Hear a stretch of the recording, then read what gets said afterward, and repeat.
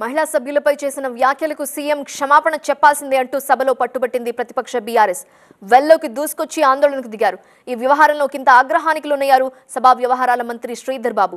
ఏం చేయాలో అది చేస్తామంటూ హెచ్చరించారు. సభా సాంప్రదాయం అధ్యక్ష, సభా సాంప్రదాయం అనేక సందర్భాల్లో చూసాం.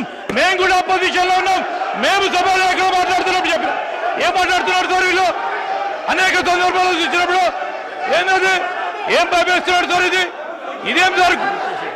ఇదేం సార్ ఇది? అరే ఏం మాట్లాడతారు సార్? లెజిస్లేటివ్ మంత్రిగా నాకు పూర్తి స్థాయిలో నాకున్న ప్రివిలేజ్ ను కూడా వారు ప్రశ్నిస్తా ఉన్నారు అధ్యక్ష. ఏం మాట్లాడుతున్నారు? నేను అప్పీల్ చేస్తా ఉన్నాం. సభానాయకుడు మాట్లాడుతూ ఉన్నప్పుడు రెచ్చగొట్టే విధంగా రెచ్చగొట్టే విధంగా ఈరోజు మేము చెప్తా ఉన్నాం అధ్యక్ష. సభానాయకుడు నిల్చొని మాట్లాడుతూ ఉన్నప్పుడు, ముఖ్యమంత్రి గారు మాట్లాడుతూ ఉన్నప్పుడు హౌస్ ఆర్డర్ లో ఉండాల్సిందే, హౌస్ ఆర్డర్ లో ఉండాల్సిందే అధ్యక్ష. కొత్త సాంప్రదాయాన్ని సృష్టిస్తే తప్పకుండా మేము కూడా రెజల్యూషన్ మూవ్ చేస్తాం. దానిపైన